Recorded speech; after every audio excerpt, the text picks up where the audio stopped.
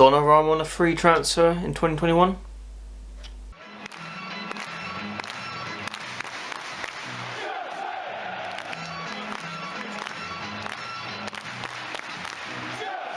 What's going on, guys? Watchers back again with another video for you guys. I hope you're all having a lovely day slash in first video of 2021. Happy New Year to all you beautiful people out there. In London, it's getting worse every single day. Cases are rising like crazy. I don't know if it's going to get better anytime soon. I don't think it will. 2021 could be a worse year. Hopefully not. Like 2020 was a nightmare, if you know what I mean. This day last year, I was in Brighton away against Chelsea where we drew 1-1. Even though it was boring, everyone wasn't really onto it because it's New Year's Day, of course.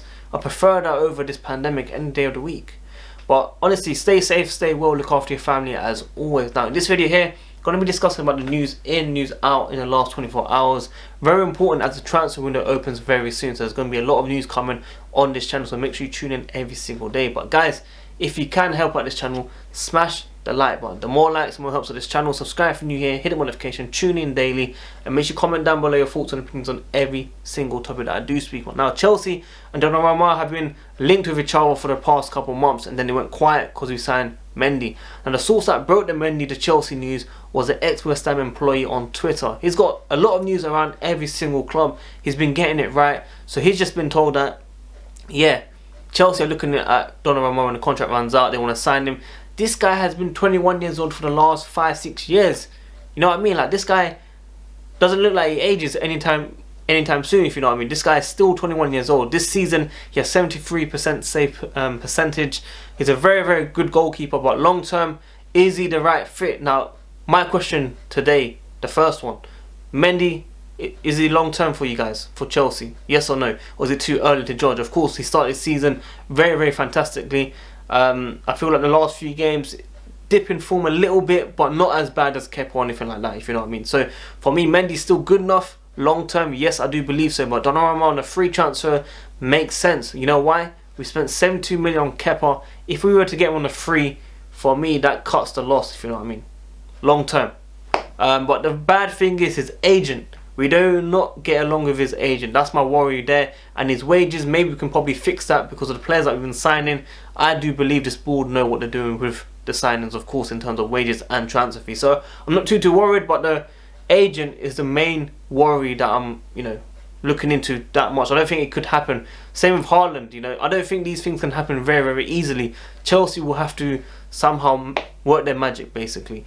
But look, Miz, the other side of the coin, kind of summed it up. The transfer window is opening. The news has come out already. Chelsea and Donnarumma. What does that mean? AC Milan planning a new long-term contract. The contract should have been done ages ago. Why has it not been done yet?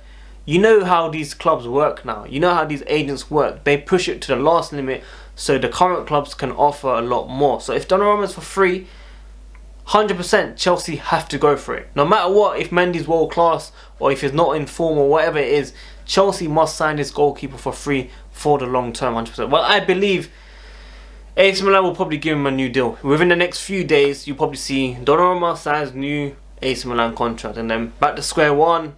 Is there anything really speaking about on this topic anymore? So this is the first report since, of course, January had just started now, so we're going to be seeing a lot more rumours.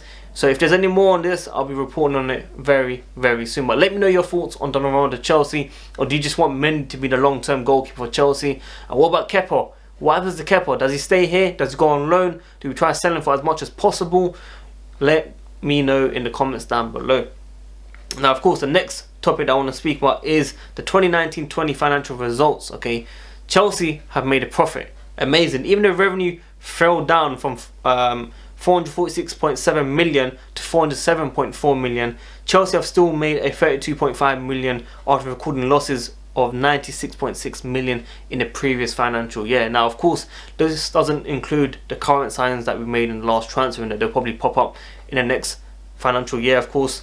But also at the same time, I think Eden Hazard's figures aren't fully in these figures as well. So I believe Chelsea know what they're doing. Chelsea are, benefiting from all this, and of course we're going to be selling a lot of players in the summer expectedly. Now, of course, we want to sell them in the last summer, but unfortunately, because of the pandemic, not many clubs were willing to spend a lot of money, and a lot of players on a low contract as well. So hopefully, some of these guys sign new contracts, and we can sell them for a bit of money. So the likes of Rudiger, you know, if we get him another 1 year, 2 year deal, hopefully we can get like a 5-10 million out of him, for example. But we've still got Marcos Alonso, we've got Emerson, we've got, you know, Barkley, all these guys that, okay, we can call it deadwood. I don't mind Barkley at Chelsea, but in terms of Emerson, Marcos Alonso, Rudiger, Christensen, all these guys, I kind of feel like we need to move away from this squad and start again, which is what we've been seeing with Ben Chilwell, Thiago Silva, who's here for short term, of course.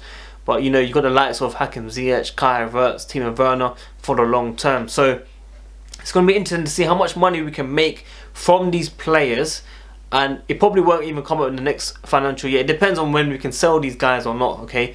So maybe next financial year might see a downfall, maybe a loss. But I believe once we sell the players in the squad that we do not need, things in terms of net will balance as always. I'm sure Chelsea know what they're doing. They know a lot more than us, of course. But, you know, accounting is a bit of a... Even though I do account it myself, by the way, 9 to 6 every single day, Monday to Friday, of course. Some of the terms, I don't really understand why it works like that. You know, we've bought so many players recently, but we've sold some players in past as well. Why they're not being recorded at the same time? And also, when you do spend money on certain players, you have to take into consideration about the wage and stuff. The contract is spread over years. So, for example, you got a 5-year contract on Timo Werner. That won't show up in 1 year. That will show up over 5 years in terms of how much we're actually spending on him. So make sure you guys remember that as well. Hopefully that makes sense. If not, I apologise, okay? Now, Isco has been speaking. He admits the dream club that he wants to play for is Stamford Bridge, okay? He says, he was asked, Isco, which stadium would you like to have played, which you haven't played already? It's Stamford Bridge. I don't know if he's talking for a move, but for me, that move was about 4 or 5 years ago where we could have signed him, but we didn't, okay? I'm a top fan of him in terms of his, you know, playmaking skills, the way he plays. I'm a big fan of the talent, of course. But for me, he just hasn't been consistent enough. And Chelsea have kind of moved on from that Coutinho, Isco saga, if you know what I mean. We're looking elsewhere now. You know what I mean? I'm very impressed with this Chelsea squad right now. We don't need this player. Even if he's on free, I probably wouldn't consider him anyway because we don't need him, if you know what I mean. We've got Kai Havertz, of course, who needs to settle in with Chelsea. And it will take a bit of time, of course. So that's my take there. Now, guess who finished... as the best minutes per goal record in the Premier League in 2020. Giroud, ahead of Aguero, Rashford, you know, Patrick Bamford, all these guys, he finished first place, okay? 106 minutes per goal. Fantastic, absolutely fantastic. It was ahead of Aguero, Salah, Fernandes, of course, even with penalties. Bamford, all these guys score penalties, yeah? All of them score penalties. Giroud don't score penalties, bro. And this guy finished on top. And Lampard wanted to sell him at one point. I wouldn't really understand that. Hopefully he stays here for another season. It's very, very good that we still kept him professional, scoring important goals against Seville, etc. And even when we lost, he was scoring goals. This guy is a star man. Okay, I know many people prefer Benzema and stuff. I prefer Giroud personally. I know it sounds a bit silly because you lot probably thinking just because he plays for Chelsea you're saying him. But for me, all-time French goal scorer very, very soon. I think there's about 7 away. He's had a very underrated season. You know, if you look into the personal achievements that he's achieved, I'm sure you guys will be very, very impressed. And I feel like he's a very underrated player. He might not score that many goals, but the way he brings out everyone from the wings, from the midfield to score goals, for me, Eden Hazard will tell you himself that he really enjoyed playing with Olivier Giroud. That's my opinion there. So hopefully he stays here for a long term. Now, of course, some Man City players are self-isolating. Kyle Walker, Cancelo hasn't been confirmed yet, but most likely Edison, Jesus and Ferran Torres. Okay, these were based on reports in earlier today, but it looks like it has been confirmed. So at least 4 or 5 players will be missing from the Man City Chelsea game, which will take place, by the way, thankfully. So it's a good chance that we can take advantage and try and get that win. I'll probably do a live stream after the game straight away on this channel, so make sure you tune in. If you want to join the chat, you know, super chat donations would be appreciated. You guys can be joining onto the call, or if you got any questions for the fans, let us know, of course, as well. So look out for that. Big up Blue Sands TV for hooking me up with the system and the programs and stuff like that. Couldn't do it without those guys as well. So very, very positive news. Obviously I don't wish them anything bad on them or anything like that, but in terms of Chelsea trying to take advantage, it's a good time to be playing them, and hopefully we get the win, if you know what I mean. And lastly, Chelsea's 2020 in numbers: 50 games, 26 wins, 11 draws, 13 losses, 108 goals, 54 conceded. So we've got just over, if I do my maths right, yes, just over in goals. So Hopefully this year is a better year for Chelsea. As I said in my yesterday's video, Lampard's Chelsea need to be consistent. He needs to fix up with his team lineup, tactics, and where they play in the right position, etc. So hopefully we see that as well. But guys, that's everything from me. Hopefully you enjoyed this video.